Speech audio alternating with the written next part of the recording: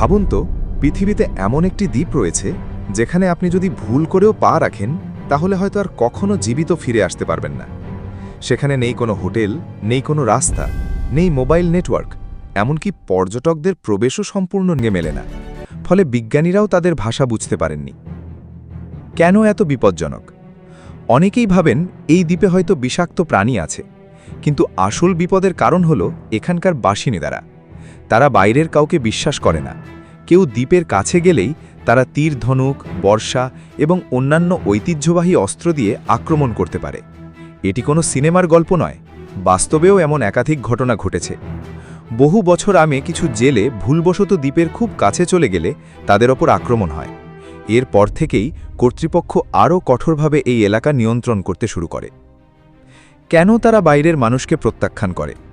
বিশেষজ্ঞদের মতে হাজার হাজার বছর ধরে বিচ্ছিন্নভাবে বসবাস করার কারণে তাদের শরীরে আধুনিক বিশ্বের অনেক সাধারণ রোগের বিরুদ্ধে প্রয়োজনীয় প্রতিরোধ ক্ষমতা নেই। অর্থাৎ বাইরের একজন মানুষের সাধারণ সর্দি-কাশির ভাইরাসও তাদের জন্য প্রাণঘাতী হতে পারে। এই কারণেই তাদের নিরাপত্তা নিশ্চিত করতে ভারত সরকার দ্বীপের চারপাশে নির্দিষ্ট দূরত্ব পর্যন্ত প্রবেশ নিষিদ্ধ করেছে। একটি বিচ্ছিন্ন পৃথিবী।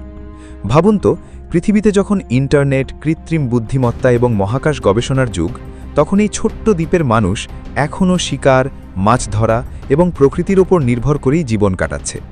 তাদের কাছে আধুনিক প্রযুক্তির কোনো মূল্য নেই। তারা নিজেদের মতো করেই বেঁচে থাকতে চায়।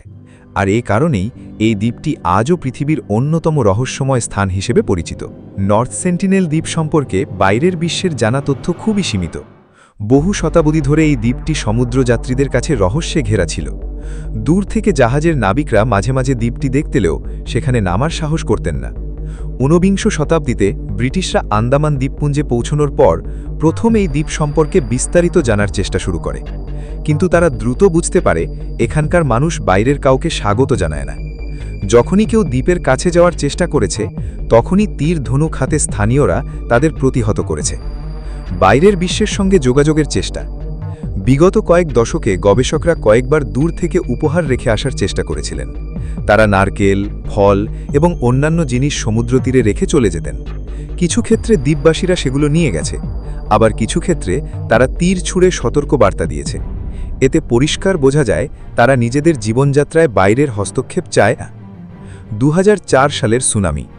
২০০৪ সালের ভয়াবহ ভারত মহাসাগরের সুনামির পর অনেকেই ধারণা করেছিলেন যে দ্বীপের বাসিন্দারা হয়তো আর বেঁচে নেই।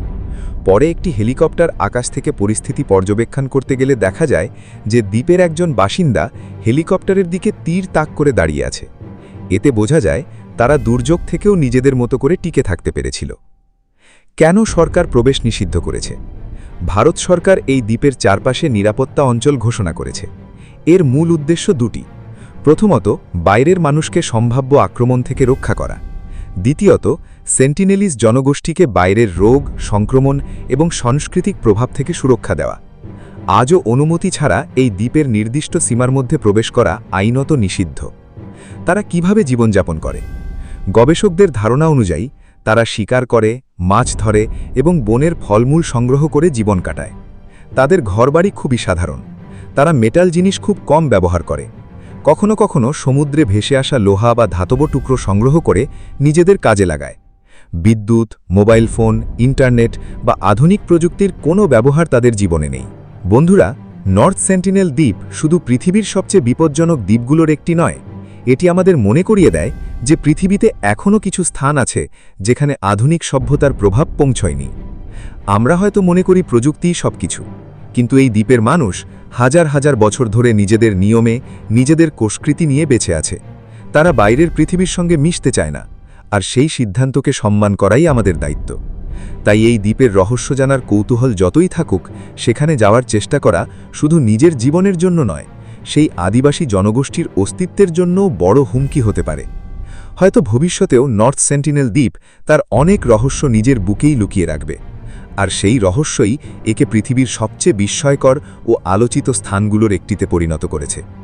আপনার কি মনে হয়, এই দ্বীপ সম্পর্কে সবচেয়ে অবাক করা তথ্য কোনটি? নিচে কমেন্টে আপনার মতামত লিখে জানান। ভিডিওটি যদি ভালো লেগে থাকে তাহলে একটি লাইক দিন, চ্যানেলটি সাবস্ক্রাইব করুন এবং বেল আইকনটি অন করে রাখুন, কারণ এমন আরও রহস্যময়, অজানা এবং অবিশ্বাস্য তথ্য নিয়ে আমরা আবার হাজির হব।